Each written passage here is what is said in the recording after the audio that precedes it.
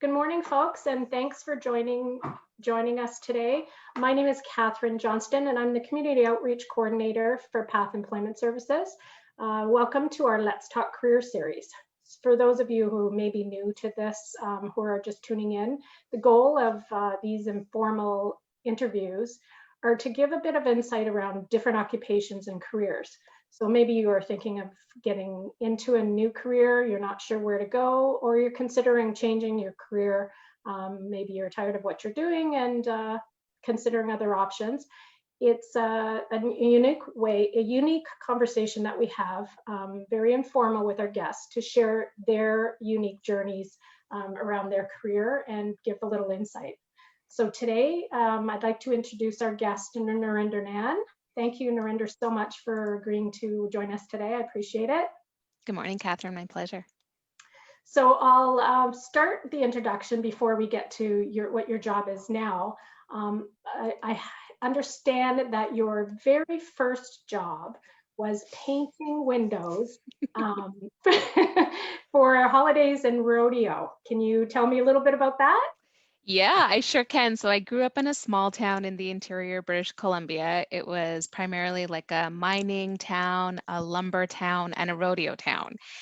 And so growing up, every Labor Day was always marked by both the Labor Day parade and the rodeo kickoff. Mhm.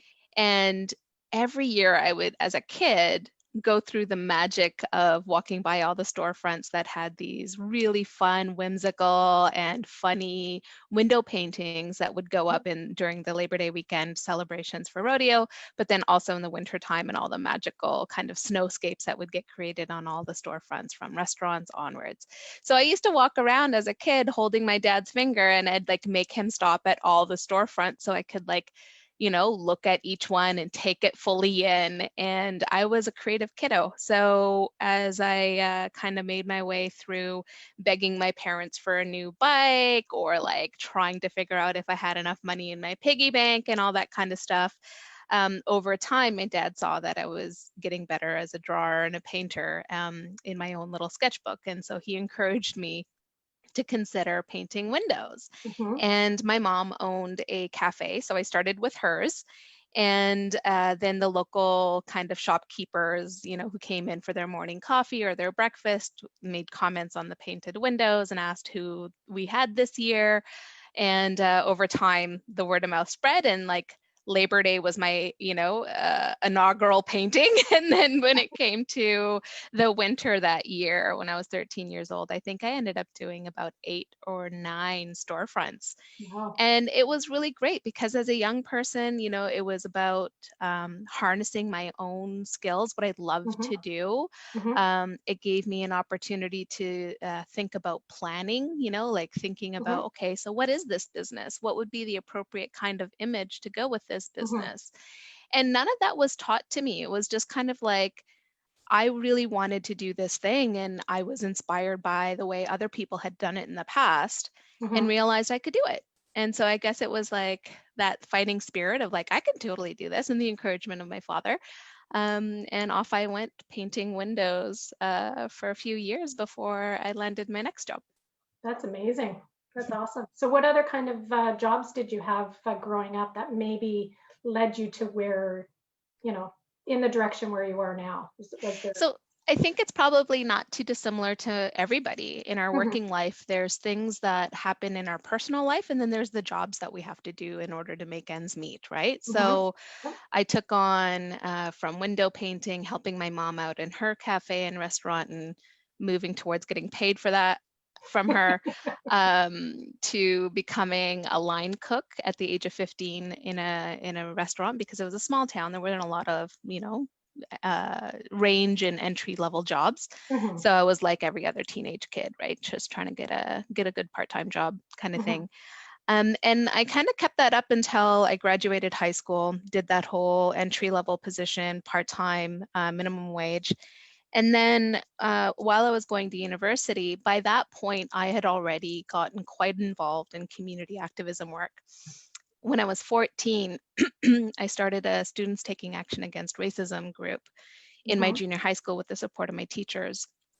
And we toured around to other high schools in the region to run these kind of like popular theater based workshops to help kids unpack the tensions that were based on race that we were experiencing in our communities. And I got to say, it was more that work that I was doing in the community, that I was doing as a volunteer, that spoke to my own lived experiences, my desire for all of us to be able to just be, right, Mhm. humans Mhm. without being limited in any capacity. Yep.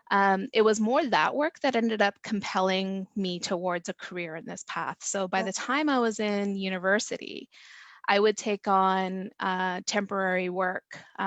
I was doing some work for a domestic violence women's center Mhm. that focused on the South Asian community and help women kind of walk through their experiences of being a victim towards becoming a survivor. And my first job was literally like the admin side of things and just observing and watching how this Mhm. center unfolded and the ways in which they profoundly Mhm. held women and helped them shift their lives from the trauma that they're and harm that they're experiencing towards, like not dissimilar to the work that Path does, right? Mhm. Helping people become more empowered in their own skill set and find the confidence to move on in life. Mhm. And then I was maintained being quite active as a student while I was going to university, and took on a job for a sitting member of the Legislative Assembly in BC who happened to also be the Minister of Health. Mhm. She was my local MLA in the area that I was living in Surrey while I was going to university, and I took on a part-time job as her special communications officer. And my job was to put together print ads Oh, wow. for all of the South Asian media and newspapers and help take important health data and Mhm. information that pertain to the South Asian community. So we had a big surge of folks having diabetes, but then not Mhm. having the educational content translated to our population from a Mhm. cultural perspective. So helping break down those kind of health bits Mhm. for the community. And I think being able to be at 19 years old and putting down special communications officer Yep. to the Minister of Health for British Columbia did something in my resume I had no idea was going Mhm. to unfold, because it gave me the credibility on my resume to future employers that Mhm. kind of made them ask, like, wait, you're 19. How did Yeah. you, what did you, like, Yeah. who are you? How is it that you became this communications officer? And fundamentally, it was just about, being involved in my community, finding out who needed help, and rolling up my sleeves and showing up to do it. Yep. Yeah, That's and then amazing. from there, like at the same time, there was a lot of stuff. The racism continued. It's still part of the Mhm. fabric of our society. And an elder in my community had been targeted by a white supremacist organization and murdered while he was taking care of our lands outside of our community of faith center, Gurdwara. And when that happened, I kind of consolidated, I think, all of the skills from what I had been participating in and learning in my paid work, but also as a volunteer and as an activist, and Mhm. began organizing in a real concentrated way in terms of like building relationships and using my network of relationships Mhm. to talk about what had happened in our community and say, not only do we have to hold each other through our grief of this moment, but we can't stand for Yeah. this, and start speaking to the truth and justice of the issue. And ended up working with other people to build the largest anti-racism coalition in BC's history. And then we had a anti-racism march on just a few months after the incident had occurred, in order to elevate the situation and have it be seen as a hate crime. Mhm. And yeah, and then from there, it just went Wow. kaboom in terms of a career path, because Mhm. my purpose, my experiences as a racialized person, and my commitment to my community, and in that broader sense of community, not just the ethnocultural community that I come from, but my sense of like inherent belief that we can actually create the communities we deserve and want to Mhm. foster, Mhm. that became so aligned in the work that I did as an activist and an organizer that university became less important to me and less attractive to me. I didn't want to sit and study these things. I was studying political science and women's history at the time at Simon Okay. Fraser University, which of course, right? Mhm. And I was in my third year, and I ended up dropping out of university because I had applied for a position that I was really, really inspired by at the Canadian Labour Congress. They decided Mhm. to create a position for a national representative on youth issues whose job would be to help train young workers to become more involved in their union, better Mhm. understand their workers' rights, and build them as leaders, as a next generation of leaders for the labor Mhm. movement, essentially. And I applied, and I was one of hundreds of young, talented adults across the country who had applied for the position. But I think because I was just so enthralled in the work that I was engaged in, and I had just finished organizing this massive coalition in British Columbia, which pulled the labor movement Mhm. into that coalition.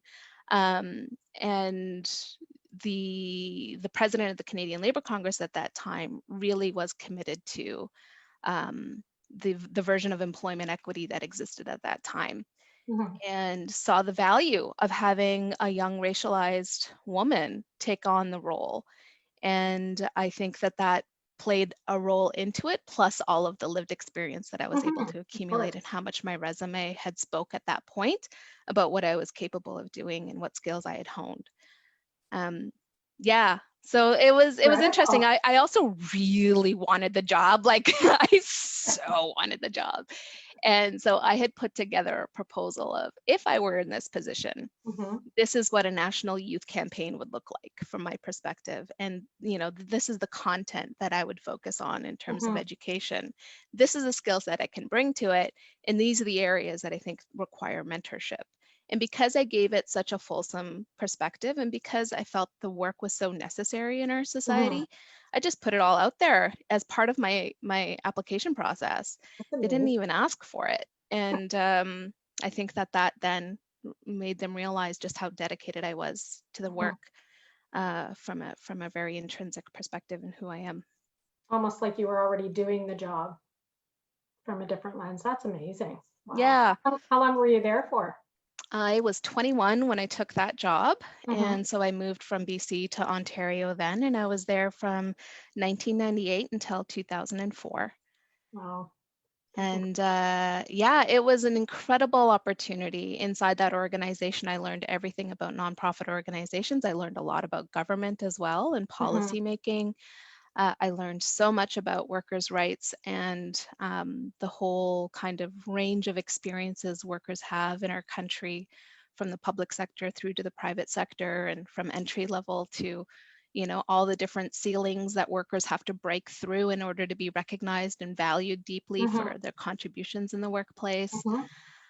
And also really had the opportunity to see what's possible when non-governmental organizations come together in a coalition to help change policy and regulation to help Mhm. better meet the needs of people.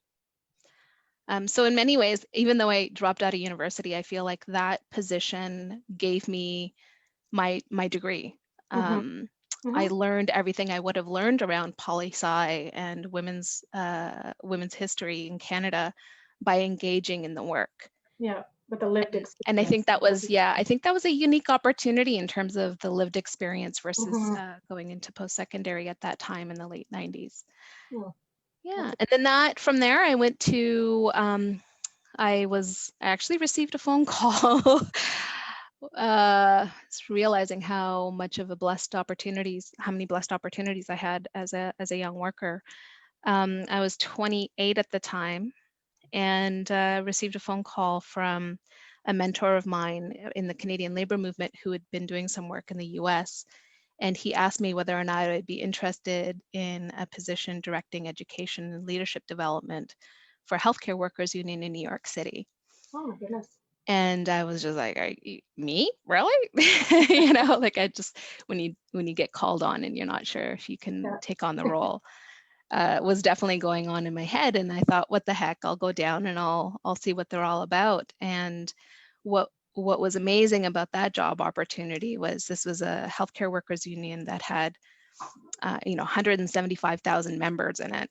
Wow. It was the largest union in the United States, and their leadership had been around since the Civil Rights Movement, and were preparing themselves for a succession planning and getting a new generation of leadership to take on leadership in the organization. And I thought that was just the next level of leadership development that I had done. It wasn't focusing only on young workers, it was focusing on healthcare workers, which at that time in New York City, and still is the case, predominantly racialized, predominantly immigrant, predominantly women. And the union reflected that. The top tier leadership of that organization was all racialized, more men than women, but it was quite unique for me to see an organization to have that much diversity in its highest level leadership. And so I felt like I personally needed to experience that, to be inside of an organization that had that kind of leadership right at the top and see what's possible in terms of organizational development and leadership development, and what we could do for the workers in home care and long-term care and hospitals at that time. Yeah, and so I was there until I took on the role in late 2004, and I was there until 2009. At that point, my partner's parents had both contracted cancer, and my father-in-law's cancer was quite advanced, and my mother-in-law's cancer was just kind of new. And at that point, my partner and I were living in 2 different countries and commuting, seeing each other once a month kind of thing.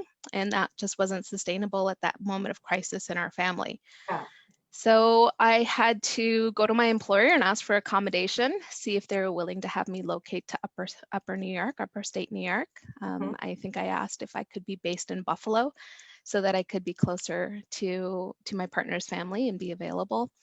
And unfortunately, and the irony of working for a union that wasn't capable or at that point willing to make that accommodation meant that I had to leave the position. Oh, goodness. And came back home to Canada and spent time with my family and worked on a more contractual basis for different organizations in Ontario doing the same work, developing leaders, helping folks practice their self-reflection and hone their leadership skills, everything from public speaking to leading effective teams to stepping into more challenging kind of policy challenging leadership. And then at that point, living in Toronto and having that deep reconciliation within myself after losing my father-in-law, that where I am deserves my attention as well. So in terms of the physical community, and up until that point, I think I did a lot of it in BC growing up. I had so much personal affiliation to where I lived in my community, my hometown, and then in Surrey. But when living in Ontario, I always felt like my life was a little more transient in Ontario, and I hadn't really put down roots. And that's when municipal level government and cities started to matter to me. At that point, we lived in Toronto, and we moved my mother-in-law in with us so that we could take care of her. So we became a multi-generational home. We were in our 30s. There was no blueprint around figuring out how to, manage taking care of an elder in your home while also advancing your own career, right? Like it was big tension points in our personal lives. Yeah. But at the same time, I think the thing that many of us have to reconcile in those moments in our life is, what is my lived experience and what is it that I want to continue doing? And what impact do I need in my life? And what impact do I want to make in the world? And I fell in love with community development and moved my scope from working on individual leadership development towards building the capacity of community, which is intrinsically linked, right? Because a good leader is never about themselves. A good leader is about empowering a community to take its actions. And so a couple of friends of mine who I had cut my activist teeth with in the early 90s, who stayed in Canada at that point, Denise Andrea Campbell, she was working as the Director of Community Services for the City of Toronto. She asked me to consider applying to manage community development for the City of Toronto. And it was a big pivot for me because I had always been non-governmental and purposely Mhm. non-governmental so that I could not feel like I was, Yeah. capitulating in any way and stick it to the person that I needed to stick it to. So the thought of being inside government was a reconciliation for myself. Mhm. And that's when I thought about all the incredible people who work inside of bureaucracies and who work inside of organizations who are agents of change Mhm. and are the folks that create the small openings for things to start seeding Mhm. systemic change. And remembering all those people that I counted on and relied on as somebody who worked outside the system, I realized I could be that person inside the system too. And Yep. for me, municipal government was tangible. It's something that we can wrap our heads around and see Mhm. versus provincial government and federal government, which, just seem so much bigger and so much more inaccessible. And the Mhm. openings seem like they take so much harder work to create. Yep. So I fell in love with municipal politics and, more importantly, municipal service, Mhm. and applied for the position, received it, and at that point had to put all of my leadership development training that I was doing with other people into Mhm. practice for myself because I had inherited a team of 17 staff, had a multi-million-dollar portfolio that I was responsible for managing, and had to uh, harness those collaborative relationships that municipal service requires of different Mhm. agencies and the provincial government and federal government for funding of community services that meet the Mhm. needs of localized neighborhoods. I think my brain exploded a Yes. little bit in that Mine job is just hearing this. because it was so massive. And Leo, like bow down to all the people who had been in those roles Yep. prior to me being in it, or folks who have comparable positions at that point in my early 30s. I was just like, this is an unhumane amount of work. Holy Yep. moly. And struggled through it and learned a lot.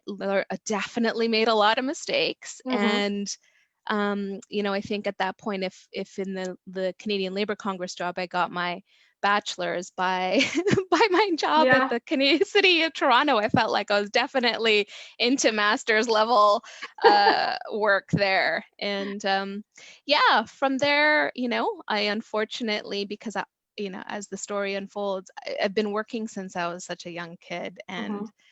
um, I was only unemployed in those times where I needed to focus on school, and then only unemployed after that in order to take care of my family. Mhm. And so I've been very privileged from an employment path perspective. Mhm. Um, but I'd never really done a good job of figuring out how to balance my work life and my personal life. I just kind of counted on and leaned in heavily on being a younger adult and the boundless energy that I had to take on Yeah. all these things and my deep desire to take on more. Mhm. And it wasn't until my early to mid 30s that all that came crashing down when my health caught up Wow. to the number of stressors that were in my life, Yeah. between managing a multi-generational home, taking care of an elder, Mhm. to working this, management level position, having all the responsibilities I did in the workplace, and then also still managing relationships with my family that was out in BC. Mhm.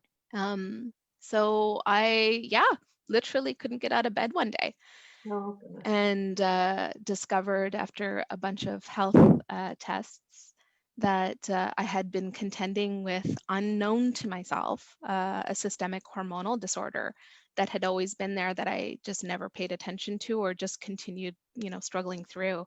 And it Mhm. came to its own reconcile in my at that point in my life, and I had to like stop work in order to focus on my self-care. Mhm. And at that time, my mother-in-law was getting on in age too, and we were hoping to start a family. And we decided to kind of like, as best we could, reduce the amount of stressors in our life Mhm. and think really concretely about what kind of life we wanted to live, what kind of work we wanted to do, and where.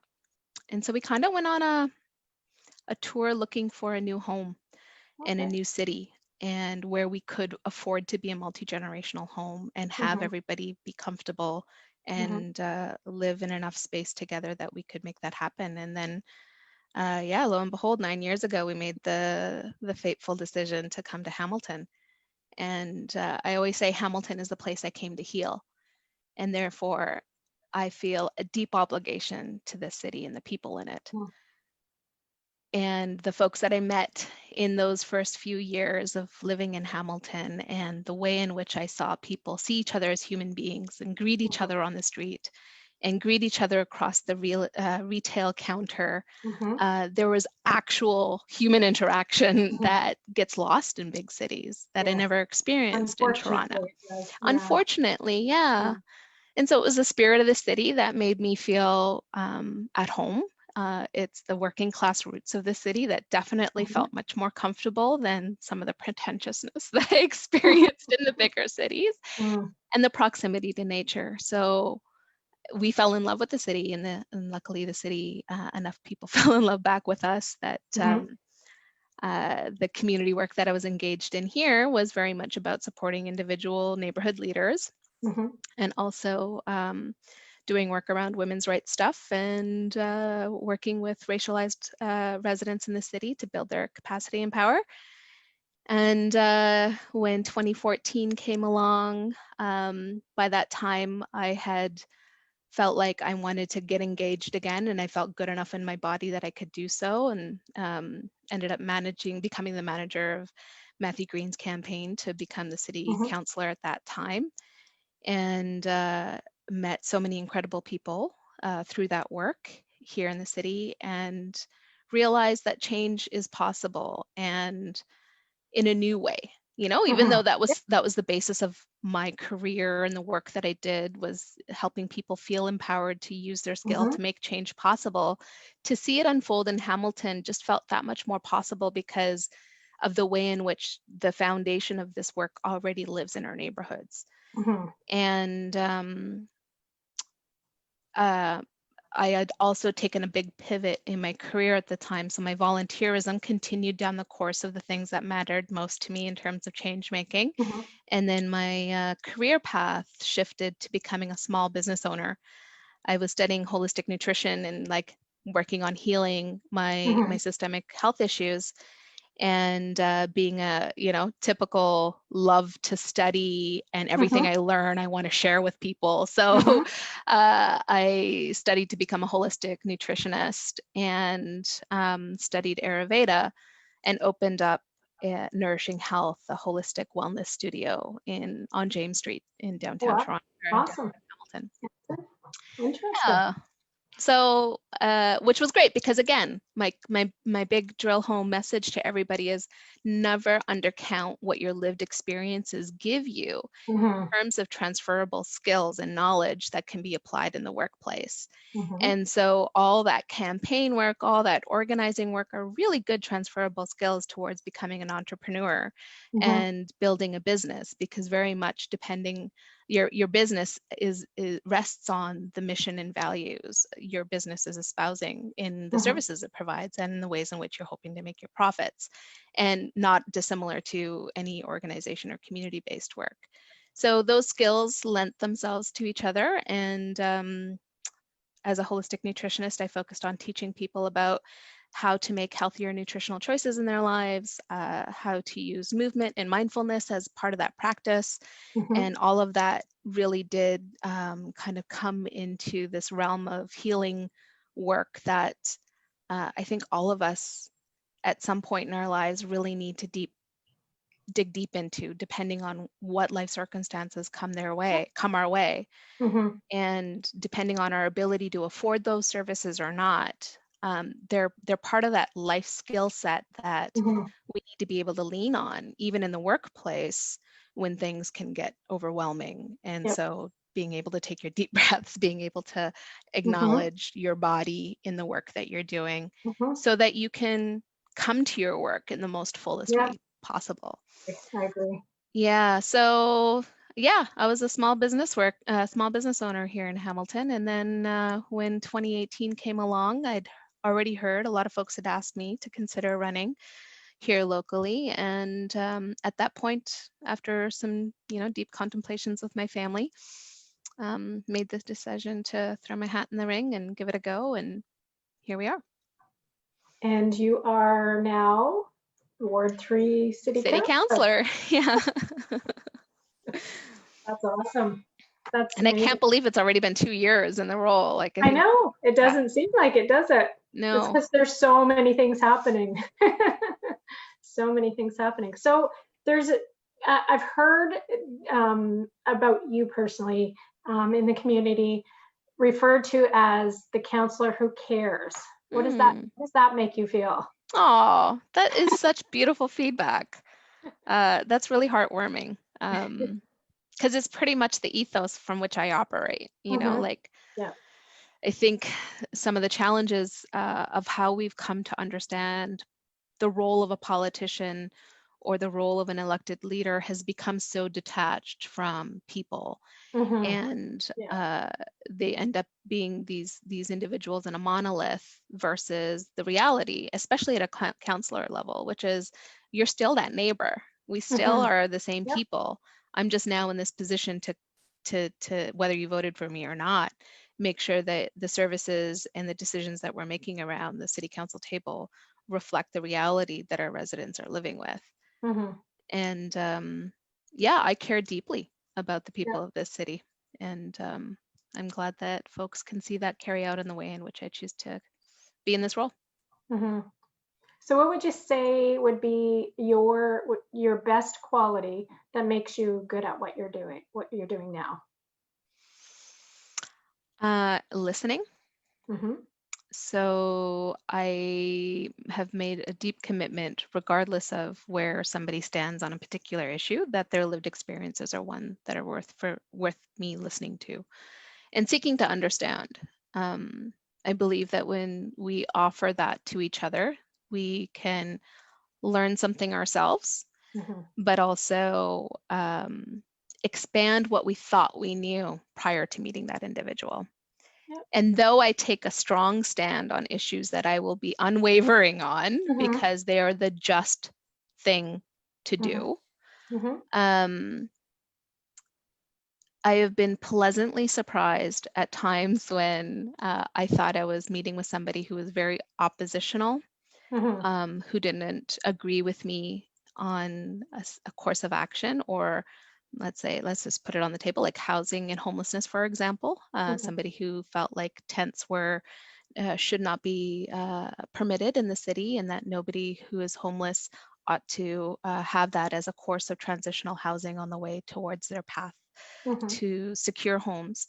I had to really kind of take a lot of deep breaths and over time have this conversation with this resident that allowed us to find mutual understanding and take the stigma out of what this person's perceptions were and help them see reality. And what has been incredible by approaching my work this way is that people who were hardened in one position are now capable of letting their heart guide them. And I think if all of us did that more with each other, we would manifest the compassionate society we all seek. Yeah.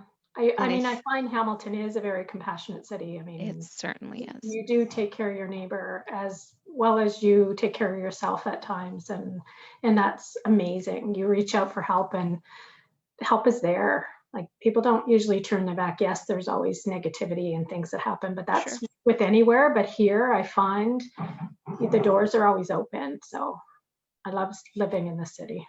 Yeah, it's a beautiful spirit in this city, shared by our neighbors. It's incredible. What is the team like that you work with? Yeah, so I'm really excited about the team that makes up the Ward 3 office.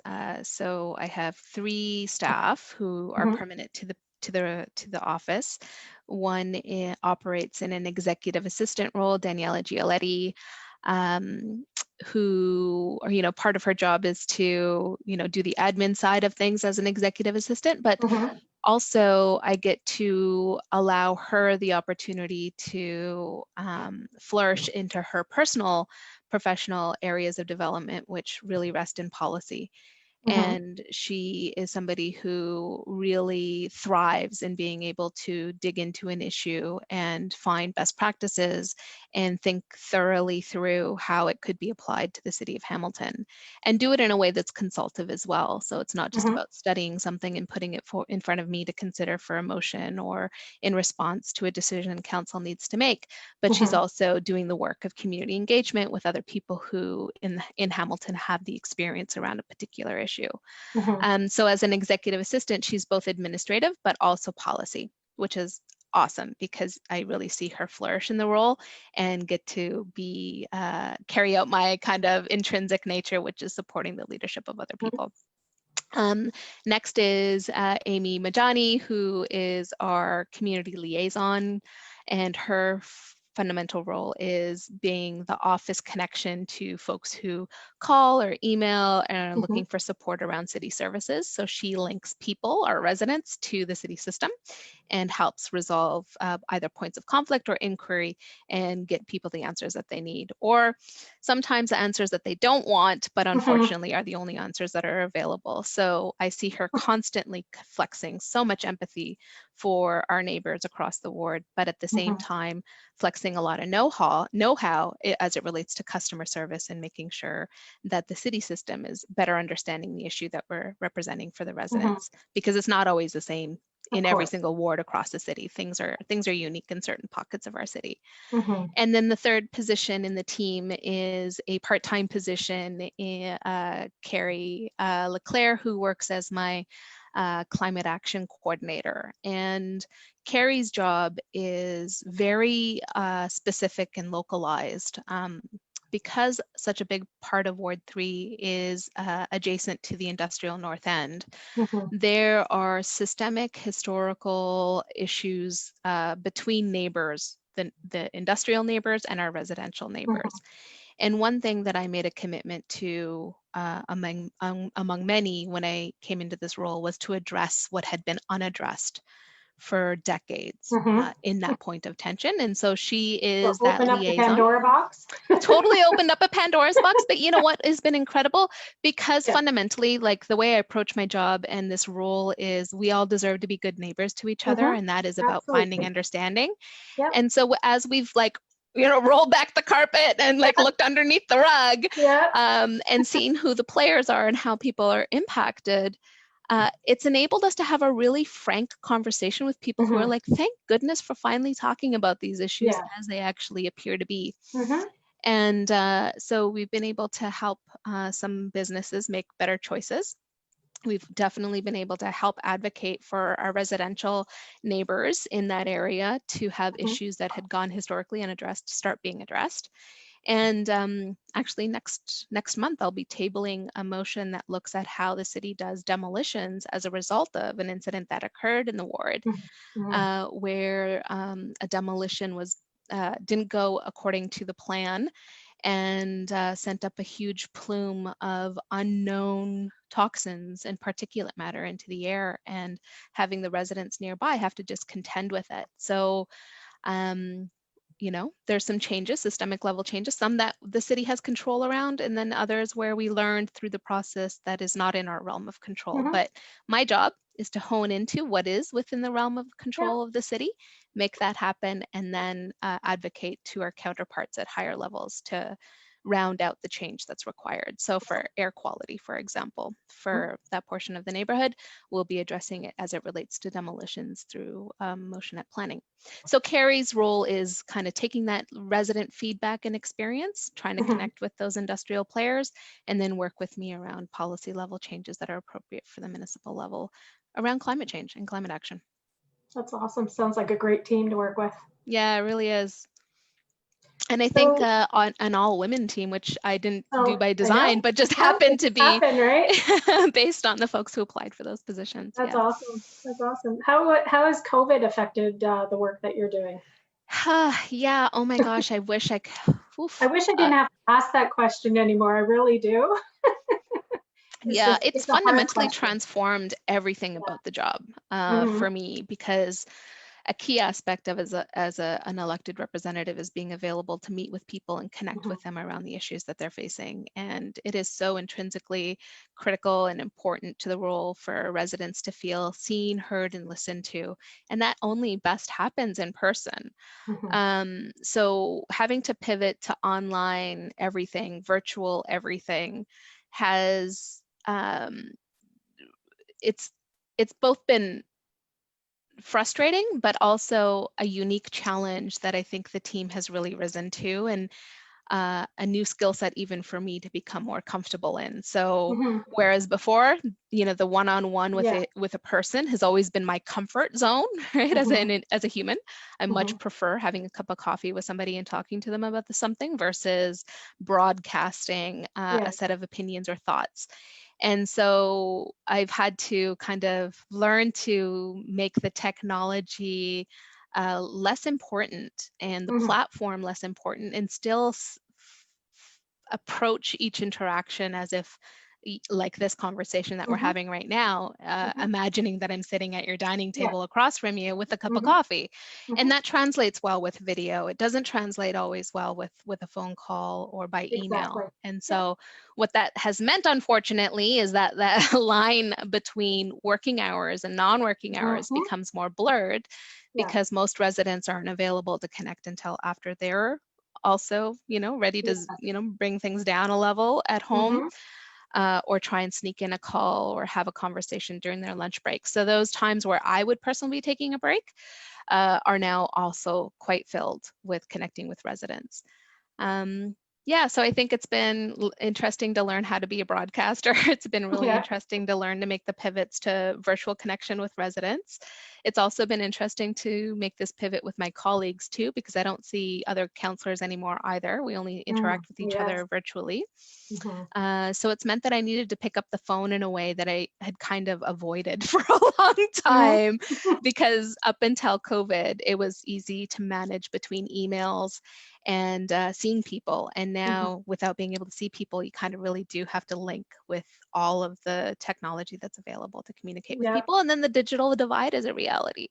I represent a working class neighborhood, and a lot of folks are unemployed in this neighborhood as well, in this section of the city. We have the highest unemployment rates to any other ward in the municipality. So accessing digital technology is a barrier in and of itself for people to have their elected representative to connect to. So that's also reminded me how important the phone is as a kind of equalizer for a lot of folks, and also our senior residents as well. Yeah, because a lot of them aren't technically inclined. Even some of our clients don't have an email address and don't know how to use the computer, and we're having to teach them through those skills as well.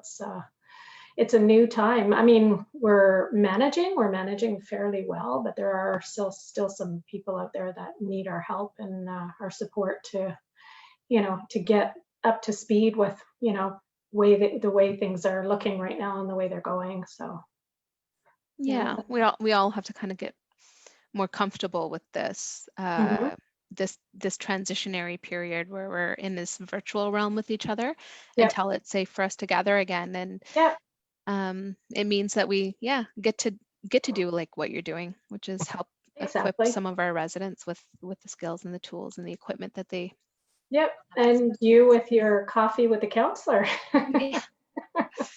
Which I gotta say, I am loving now. It's something that I cringed at first, because I'm not always comfortable on a whim being broadcasted. I shared with you before. I think we share that thing about being extroverted, an extroverted introvert. I appreciate being able to take time to write down what I want to say before I say it. But then the reality is coffee with a counselor isn't that. Coffee with a counselor is literally being at the coffee shop, sitting at the big table and talking to whoever is at the big table, but doing it virtually. And that's been the best, I think, training for myself and for the team. Daniela and Amy definitely in the background, and Carrie, depending on the issue. We're flexing as a team for that hour slot together. Yeah. So It I'm does doing take this a team thing, to do that. Yeah. right? And then Amy and Daniela are in the background monitoring all the comments Hmm. to identify the questions. And Hmm. they have to text me the questions because I can't see the Oh face. no, I can't either. Like, I don't even know if anybody's watching this right now. I can't, I'm just talking to you. That's Yeah. my focus during these interviews, is always the guest. Whatever's going on anywhere else, I have no control over. Yeah. Yeah. So Yeah. it's allowed us to think that piece through and making sure that we're using the platforms that are that residents are using to Yeah. connect them with the information that they deserve. It's been challenging though, because when we, from a workflow perspective, had to deprioritize social media pre-COVID, and Hmm. then Hmm. in COVID, we've had to reprioritize social media as a forum for response. Yeah. And that's a lot. It actually adds a lot more hours of work Oh my goodness, it to does. my I do the team. social media for PATH as well, and it's, keeping up and following and sharing. It's like overwhelming sometimes. Sometimes I need to turn it off. I just need to stop right now and not look at anything and not open my phone, not answer it, not answer text, nothing. Yeah, and like from a human level, Yeah. and then from a service expectation perspective, we've had to pivot as a team because our phone volume hasn't reduced, our email No. volume hasn't reduced. Both of Mhm. those have actually gone up, but Yeah. now we have a whole other volume that we Yeah. need to respond to, and that one, I hope folks continue being patient with us because we don't have a social media coordinator. We don't have the resources to bring on another staff person to carry out Yeah. that work. So we just It's choose a to do lot of work because our I'm work doing in a that good way. plus all my other jobs. So like Yeah. it is so much work, and your team is doing amazing with what they're doing, and what they have at their hands right now. So yeah, it is overwhelming, especially you may get questions on Twitter, Instagram, Facebook, your email, your phone, and maybe it's the same question that the same person's asking too. So it's a lot to navigate. So great job your team is doing. Like, it's amazing, and you keep the city informed. You really do. Like, they all are. I know that it's a team that's doing this, and they're doing a fantastic job. So Thank you. Yeah, and I think that's something to keep in mind also for folks as a employable skill set is being able to take information, distill it, and share it. I think that mhm. that is such an important role in this society moving forward, that we take factual information and Yes, share it with yes, people. factual. Emphasis on facts and science right now. Yes, Uh, exactly. right? And from that perspective of what matters most right now is people staying healthy, that we're Hmm. supporting each other's health and vitality, that we're Hmm. supporting each other's well-being, and then Yes. from there onwards, right? So yeah. Yep. So I guess the last question would be, do you have any advice or tips for somebody who may be thinking of, just going into the path that you've taken, either into politics or into like community services, that what the role, because you've kind of done this to where you are, and it's an amazing path that you've taken. So do you have any advice for somebody? What?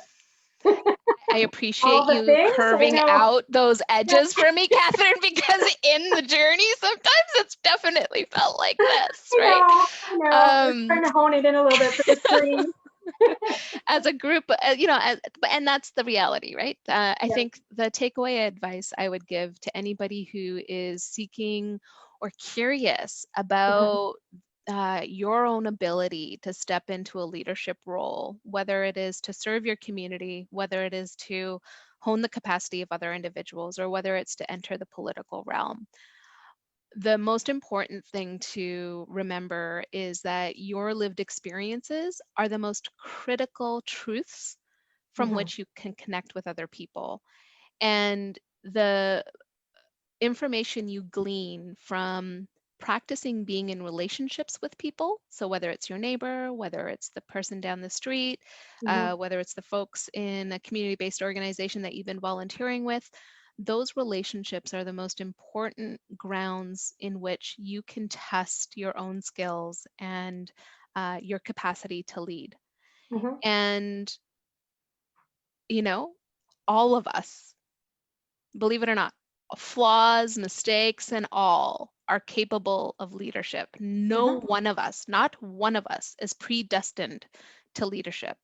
Every one of us is called into leadership.